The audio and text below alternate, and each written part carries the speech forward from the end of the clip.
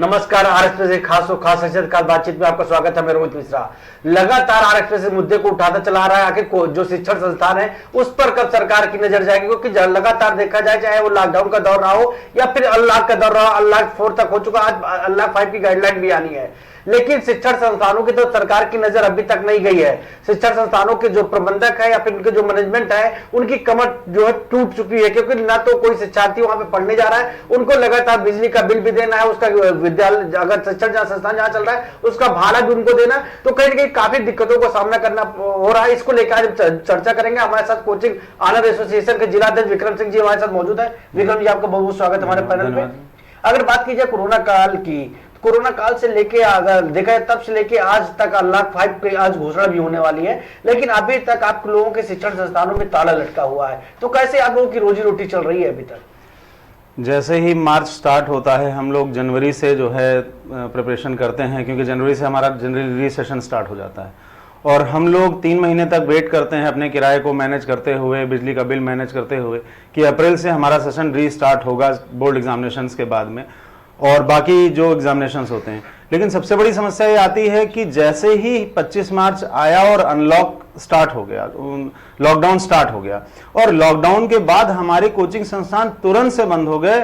जो भी हम खर्चे प्लान कर रहे थे वो सारे के सारे खर्चे तुरंत से बंद हो गए और इतनी दिक्कतों का सामना करना पड़ा। हर अनलॉक में हम ये सोचते थे कि अब हमारे शिक्षण संस्थान पर सरकार की नजर जाएगी, अब हमारी जो है रोजी रोटी के ऊपर उनकी नजर जाएगी।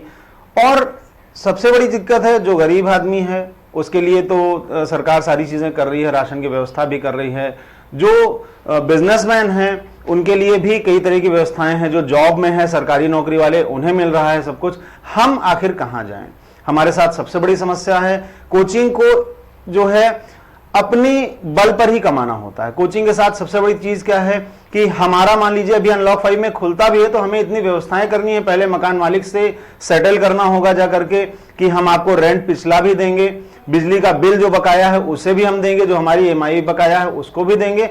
और जो स्थितियां हैं कि कई अध्यापक तो ऐसे हैं, जो बड़ी कोचिंगें उनको छोड़ दीजिए, क्योंकि हर आदमी का ध्यान, हर आदमी टॉन्ट इसी पे कसता है कि बड़ी कोचिंगें चलती हैं और बड़ी कोचिंगों के पास बहुत करोड़ों में पैसा होता है। उन छोटी कोचिंगों का क्या, जो 40-50 के स्टूडेंट पढ़ा रहे थे, जो हर महीने कमा रहे थे, हर महीने खा रहे थे, उनके बारे में सरकार के पास क्या प्रावधान है हमें पूछना चाहते हैं। और अगर ये अनलॉक 5 में भी नहीं खुला तो बड़ी समस्या होगी हमारे लिए। अभी बीच में आपका जो है कोचिंग ऑनर एसोसिएशन के पदाधिकारी आप लोग भी वो सदर विधायक अत्ती सिंह से भी मिले, कांग्रेस बीजेपी MLC दिनेश प्रताप सिंह से भी मुलाकात करके कोचिंग खुलवाने की बात कर रहे थे, तो क्या निष्कर्ष निकला अभी तक? आप दो राजनेताओं से मिल चुके हैं, क्या बातें रखे, जिला प्रशासन को भी आपने ज्ञापन दिया, आपको उम्मीद है अनलॉक 5 में क्या ओपन होगा? हमने 2 ज्ञापन दिए हैं जिला प्रशासन को, उसके बाद हमने जिले स्तर पर विधायिका अदिति सिंह जी को ज्ञापन दिया है, उसके बाद दिनेश सिंह जी को ज्ञापन दिया है। दोनों ने ही हमें आश्वासन दिया है। इसी के साथ केंद्र स्तर पर भी जो हमारी जो संस्था है वो भी शिक्षा मंत्री जी से मिल चुकी है, निशंक जी से। उन्होंने भी कहा है कि कुछ अच्छा होगा। अब ये देखना है कि क्या अच्छा होता है, क्योंकि उस सबसे पहली चीज हम सारे नियम पालन करने के लिए तैयार हैं। आप देखिए अनलॉक ने जो है सारी जो कोचिंगें हैं, सारी चीजें हैं, उनको खोला गया कोचिंग को छोड़ करके, मतलब होटल्स तक खुल गए, दुकानें खुली हुई हैं। आप सड़क पर निकलेंगे तो बहुत सारे लोग आपको मास्क लगाए बिना भी मिलेंगे। कोचिंग संस्थान ऐसे हैं जहां पर हम डिसिप्लिन के साथ, अनुशासन के साथ बच्चों को बुला सकते हैं और एक निश्चित दूरी पर सभी जो है मानकों का पालन करते हुए हम उनको स्टार्ट कर सकते हैं। तो हमारे लिए जरूर कुछ ना कुछ अनलॉक 5 में होना चाहिए, और नहीं अगर हुआ तो हमें मजबूर होना पड़ेगा कोई दूसरा सहारा लेने के लिए। नहीं, जिस हिसाब से लगातार देखा जाए, चाहे वो बाजारों की रौनक हो, वो रौनक फिर से लौट आई है। बाजार में उसी तरह से भी सोशल डिस्टेंसिंग का पालन देखने को नहीं मिलता, भीड़ उसी तरह दिखाई पड़ रही है। सिनेमा हॉल भी खोलने का जो आ रहा है कि वो भी खोल दिए जाएंगे, तो लगातार सब चीज तो खुलता चला जा रहा है। जिम भी खुल गए, बाजारें भी खुल गई, सब कुछ खुलता चला गया, लेकिन शिक्षण संस्थानों पर ही मतलब अभी ताला लटका हुआ है।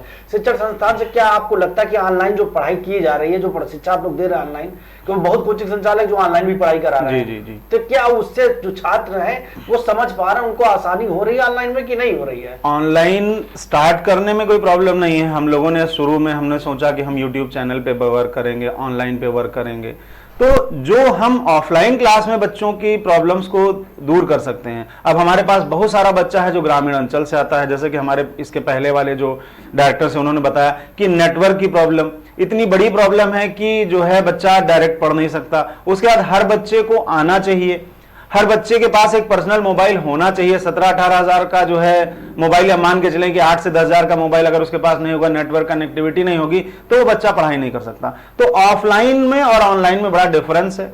दूसरी चीज, ऑनलाइन में हमें डायरेक्ट जो बेनिफिट होता था, ऑफलाइन में हमें जो है पैसे मिलने के चांसेस या फी मिलने के चांसेस कम होते हैं। तो हम तो इस चीज का समर्थन नहीं करते। इसके साथ इतनी बड़ी बड़ी संस्थाएं हैं जो ऑनलाइन में वर्क कर रही हैं, जो लाखों करोड़ों का बिजनेस कर रही हैं, उनको कंपीट कर पाना एक छोटे कोचिंग संस्थान के लिए बहुत मुश्किल है। तो हम चाहते हैं कि हमें जो है ऑफलाइन क्लासेस की परमिशन दी जाए, और हर तरह से जो है हम हर मानक को, बार बार हम इस सरकार से कह रहे हैं कि हम हर मानक को जो है मानते हुए इसको कार्य को करने के लिए तैयार हैं, और अनलॉक 5 में हमारे लिए जरूर कुछ ना कुछ रखा जाए। नहीं, जिस हिसाब से देखा जाए तो आप लोगों के हिसाब से परेशानियां आ रही कि आप मकान मालिक आप लोगों से जो रेंट मांग रहा है, बिजली का बिल आप लोगों को देना पड़ रहा है कि नहीं देना पड़ रहा है, उस पर क्या दिक्कतें आ रही हैं? देखिए, बिजली के बिल में तो हमें कोई छूट नहीं मिल रही है। मकान मालिक की म्यूचुअल अंडरस्टैंडिंग है, कहीं पर मकान मालिक समझ रहे हैं हमारी बात को, कहीं उन्होंने छोड़ रखा है, बट कहीं पर जहां मार्केट प्लेस में भी है तो उनकी भी मजबूरी है कि उनके भी खर्चे उसी से अगर चल रहे हैं, तो वो हमें किस बेसिस पर छोड़ें, उनको भी बिजली का बिल देना पड़ रहा है। तो सबसे बड़ी दिक्कत यह है कि मकान मालिक, और इसके साथ एक समस्या और है, जो हमारी फैकल्टी थी, जो हमारे साथ में पियून्स थे, लगभग 7 से 8, अगर छोटी कोचिंग भी है तो 7 से 8 जो है एम्प्लॉयज हमारे साथ में थे, वो कहां जाएं? कोचिंग्स खुलेंगी तो हम किस बेसिस पर उनको दोबारा से कॉल करेंगे, कैसे हम उनको मैनेज करेंगे, जो हमारे खर्चे हो रहे थे उनको हम कैसे अपने जो है आगे मीट आउट करेंगे? ये सारी समस्याएं हमारे साथ बहुत बड़े स्तर पर आ रही हैं, और हम अपनी क्वालिटी के दम पर थे। जैसे लोगों का टॉन्ट भी हमें सुनने को मिलता है कि कोचिंग है, बहुत जो है कमा रहा होगा, सारी चीजें करनी होंगी, बट हमारे जो खर्चे हैं, अगर हम आज क्वालिटी नहीं देते हैं, आज बच्चा अगर महीने भर, हम 15 दिन भी हम सही से नहीं पढ़ाते, तो बच्चा अगली फीस दूसरे के यहाँ सबमिट कर देता है। तो अगर हम जो भी चीज करते हैं, हम सरकार की भी मदद करते हैं, सरकार की मदद इन द सेंस कि जो हम बेरोजगारी है उसको दूर करते हैं, जो बच्चा इधर उधर घूमता शायद वो हमारे यहाँ आके बैठ के पढ़ता है तो उसको भी हम हेल्प करते हैं। तो सारी चीजें इस स्तर पे हम इनडायरेक्ट रूप से सरकार की मदद भी करते हैं, इनडायरेक्ट रूप से हम टैक्स भी जो है डायरेक्ट रूप से देते हैं, और हम समाज को, बच्चों को नौकरी दिलाने में, उनको अच्छी शिक्षा दिलाने में, जहां तक स्कूल की बात करें या जो है कोचिंग की बात करें, तो उसमें भी एक डिफरेंस आता है कि जहां पे वो उनको हम मदद करना चाहते हैं, जहां पे हम उनको पढ़ाते हैं, जैसे स्कूल में बच्चे ने रजिस्ट्रेशन करा लिया तो पढ़ने के लिए हमारे पास आता है, और हम उनको क्वालिटी एजुकेशन देते हैं, क्वालिटी एजुकेशन के दम पर ही वो हमारे पास आते हैं। तो हम जब सारी चीजें अपने दम पे कर रहे हैं, सरकार हमें किसी तरह की मदद, पिछले 6 महीने में 1 रुपए की मदद नहीं मिल रही, तो हम चाहते कम से कम हमें अपने पैरों पर, नहीं 50 स्टूडेंट का बैच, 25 स्टूडेंट का बैच हमें देना चाहते, तो हम 10 स्टूडेंट, 15 स्टूडेंट, कम से कम अपने खर्चे तो चला सकें, कम से कम हम स्वयं अपने पैरों पर खड़े होकर के कुछ कर सकें। तो सरकार से हम यही चाहेंगे, प्रशासन से हम यही चाहेंगे कि हमें कोचिंग खोलने का मौका दें, और मानकों को पालन करते हुए हमें बच्चों को पढ़ाने का अवसर दें। अगर देखा जाए तो एक शिक्षण संस्थान से कई लोगों का भरण पोषण चलता है जी। अगर बात की जाए शिक्षण संस्थान जहाँ पे खोलेगा, मकान मालिक हो गया, बिजली बिल गवर्नमेंट में पैसा जा रहा है, प्यून हो गया, टीचर हो गया, तो सबकी रोजी रोटी उसी से चलती है। तो आखिर एक कोचिंग संस्थान से कितने लोग प्रभावित हो रहे हैं? एक कोचिंग संस्थान से लगभग मान के चलें कि अगर बच्चों की संख्या देखें, अगर मिनिमम 50 स्टूडेंट्स भी हैं, 50 से 200 स्टूडेंट भी हैं, तो वहाँ पर प्यून हो गया, वहाँ पर मकान मालिक का भी हम ही से खर्चा आ रहा है, बिजली का बिल भी हम ही दे रहे हैं, 4-6 स्टाफ जरूर होते हैं किसी ना किसी कोचिंग में। वो बच्चे जो पार्ट टाइम के रूप में, जो टीचर्स हमारे साथ पढ़ते हैं, अपनी पढ़ाई भी कर रहे हैं और अपना खर्चा भी हमारे साथ मीट आउट कर रहे हैं, वो सभी हमारे साथ जो है प्रभावित हो रहे हैं, और हमारा परिवार तो प्रभावित हो ही रहा है। तो आप मान के चलें, और वो बच्चे जो आज पढ़ते थे, जो निकल करके आते थे, आप देखिए मार्केट में आज सब घूम रहे हैं, टहल रहे हैं, कम से कम वो एक जगह बैठेंगे तो, कम से कम वो एक जगह पढ़ेंगे तो, कम से कम कुछ देर वो निश्चित जगह पर आकर के अपने माइंड को सेट तो करेंगे कि उन्हें पढ़ना है। एग्जाम कराया जा रहा है, 2000, 3000, 4000 की भीड़ इकट्ठा करी जा रही है, तो कम से कम 50, 60, 100 की लोग दिन भर में हम क्यों नहीं पढ़ा सकते? 10-10 के बैच हम क्यों नहीं पढ़ा सकते? हमें क्यों नहीं परमिशन मिल रही है? सरकार से जो आप लोगों ने ज्ञापन दिया है, वो चाहे सरकार को दिया है फिर राजनेताओं को दिया, उस पर प्रमुख मांगे क्या रही हैं आपकी? हमारी मांगे हैं कि बिजली का बिल सबसे पहले माफ किया जाए, किसी तरह की कोई रिलैक्सेशन नहीं मिल रहा है, हमें एमएसएमई का दर्जा भी नहीं मिल रहा है कि हमें किसी तरह का लोन मिले या हम किसी तरह से सरकारी सहायता प्राप्त करें हम जो है।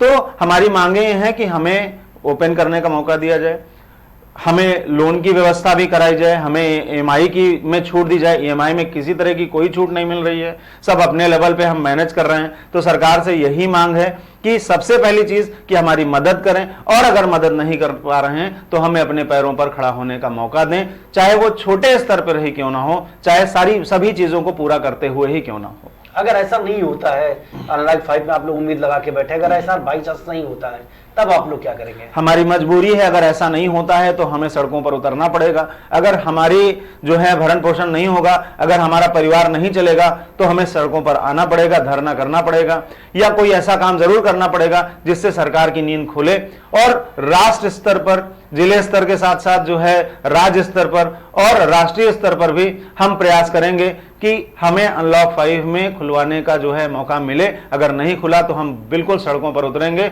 और आंदोलन करेंगे।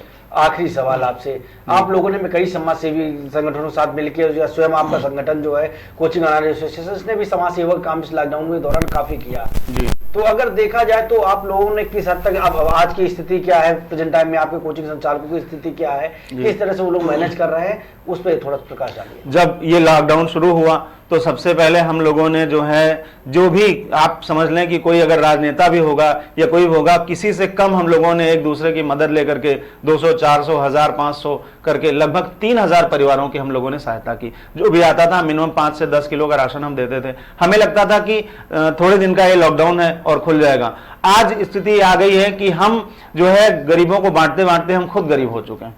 हमारे साथ समस्या यह है कि आज हम खुद परेशान है कि हम अपनी जो है रोजमर्रा की चीजों को कैसे पूरा करें, कैसे उसको जो है कंप्लीट करें। इतनी सहायता करने के बाद, यहां तक कि हमने प्रशासन की गाड़ियों से जाकर के राशन बांटे हैं जहां पर लोगों को जरूरत थी, जिस तरह से आवश्यकता थी वो हमने किया। मार्च, अप्रैल, जून तक हमने पूरी सहायता करी हर तरह से, और आज हम खुद दाने दाने को मोहताज हैं। और बहुत से ऐसे कोचिंग संचालक हैं, आप यकीन नहीं करेंगे, बहुत से ऐसे कोचिंग संचालक हैं, बहुत से ऐसे अध्यापक हैं जो प्राइवेट स्कूल्स में पढ़ाते थे, किसी तरह से उनका खर्च चलता था, कि उन्हें मजदूरी करते हुए देखा गया है। तो बहुत दयनीय स्थिति है, और इस स्थिति को कैसे सरकार हमारी सुनेगी, कैसे पार लगाएगी, ये अनलॉक 5 में देखने को मिलेगा। और अगर नहीं होता है तो हमें सड़कों पर उतरने के लिए मजबूर करेगी सरकार।